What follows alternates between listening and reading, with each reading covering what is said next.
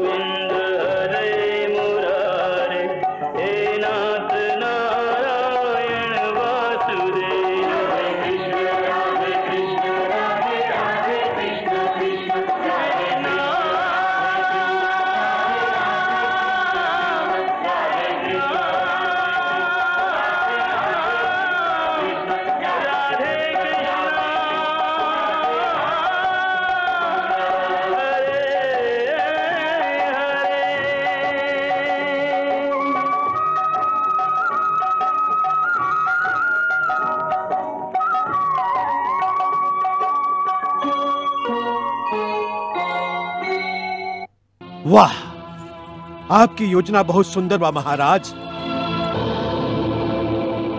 हम लोग के परिस्थिति के पूरा लाभ उठावे के चाहिए। बाकी का रुक में बाकी हम सोचत हई कि मथुरा के कैसन राज प्रबंध है कि शत्रु उनका माथा पर आके बैठ गई बा और उनका अभी तक पता न चलल। ऐसा लागत था कि मथुरा राज्य के सभे कर्मचारी बहुत विलासी हो गए बाड़न और सब आनंद से सुतल बाड़न। वो लोग के अपन राज्य के प्रबंध के तनिको में चिंता नहीं है।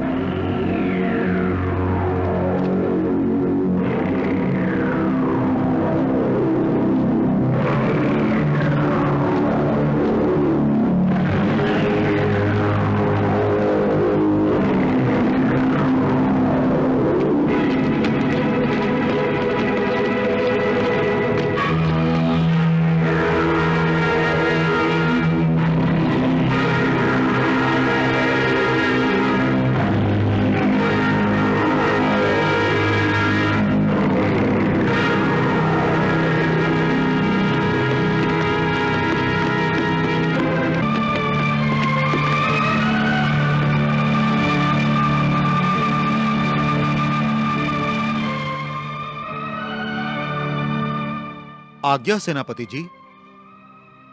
कहा जरासंध के सेना पहाड़ी के पीछे पहुंच गई जी। उ सब उहे डेरा डाल देले बाड़न। जरासंध और उनकर सेना सगरी रात उहे विश्राम करी हैं। चंद्रवदन, सगरी रात ना, खाली आधा रात। अरे आधा रात के तो हम लोगन के जगावे जाई। ध्यान से सुना, हमार सैनिक के एगो टुकड़ी एह पहाड़ी के ऊपर से नीचे उतरी। हमार सैनिक के दूसर टुकड़ी एह पहाड़ी के इर्द गिर्द लंबा चक्कर काट के जरासंध के सैनिकन के पीछे पहुंच गई हैं, जिससे वो लोग दोनों ओरी से घेरा गई हैं और उनका भागे के रास्ता ना मिल सकी। जी, अब हम लोग के विजय निश्चित ही है।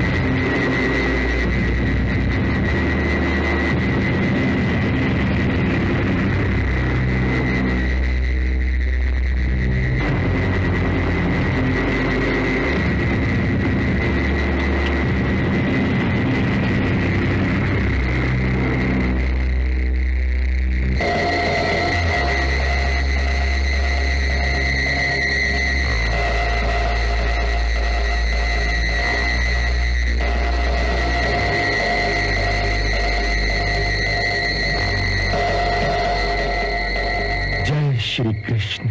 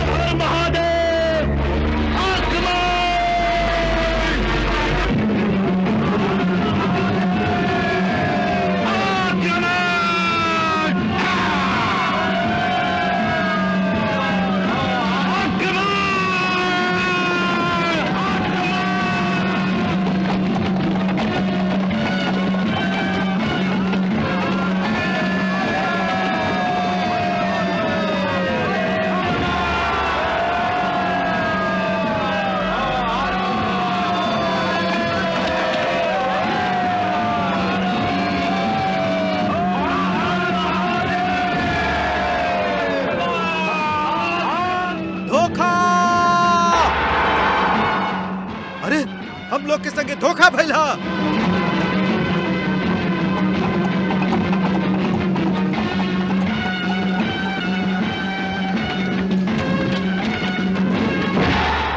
हाँ?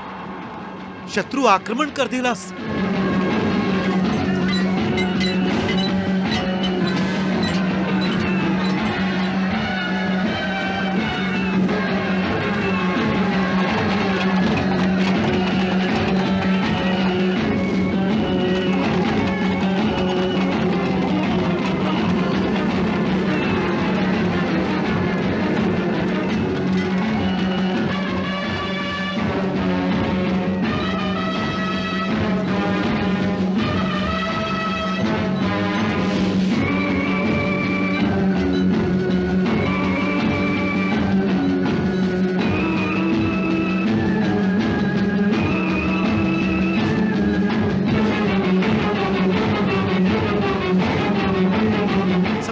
सम्राट, सम्राट धोखा हो गई। धोखा हो गई। शत्रु हम लोग पर आक्रमण कर दिलस।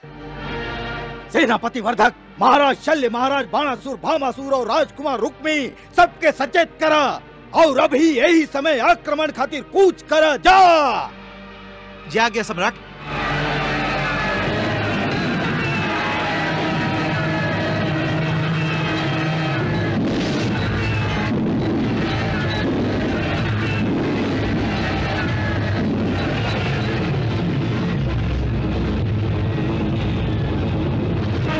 का भइल? शत्रु धोखेबाज निकलल त देख कर रहल बड़ा, कूच करा जल्दी जल्दी।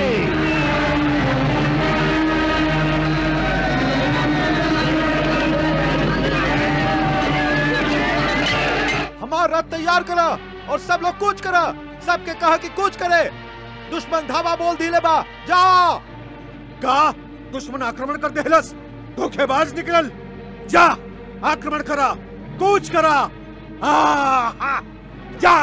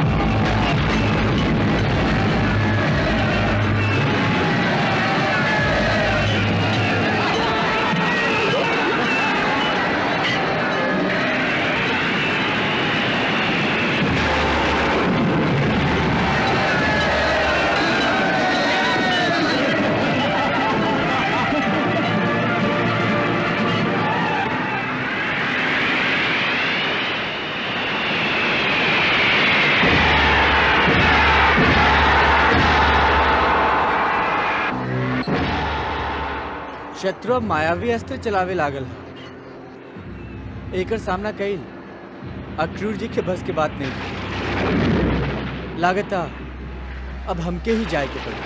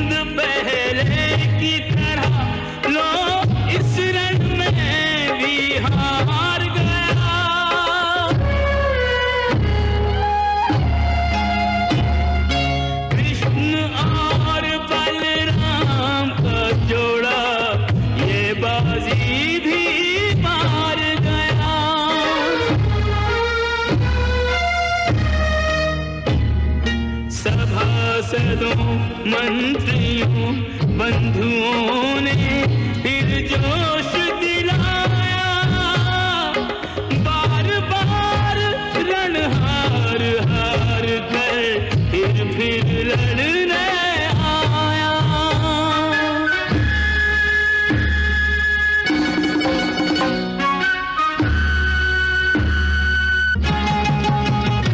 युद्ध चलता रहा यूं ही बरसों बरस, यूं ही असुरों का संहार होता रहा। युद्ध चलता रहा यूं ही बरसों बरस, यूं ही असुरों का संहार होता रहा।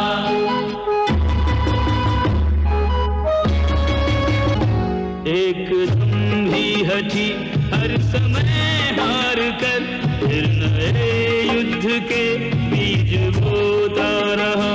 युद्ध चलता रहा यूं ही बरसों बरस, यूं ही असुरों का संहार होता रहा।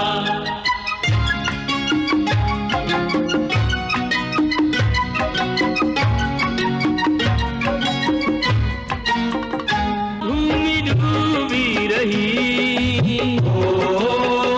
खून के रंग में,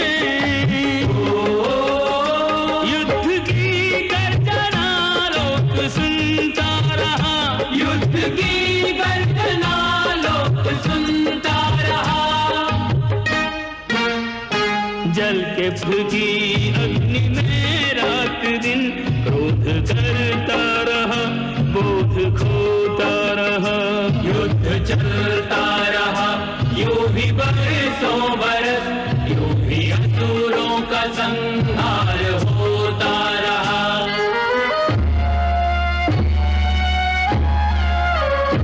कृष्ण सम्मुख कई बार आए स्वयं, देख कर भी उन्हें देख पाया नहीं।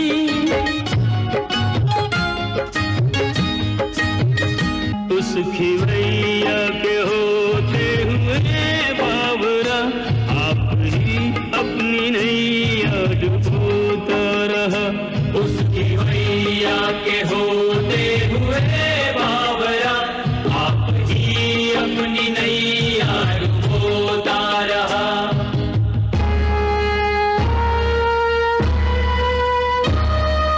शक्ति गई साहस गया और गई सेना सारी, हार हार कर जरासंध ने युद्ध की हिम्मत हारी।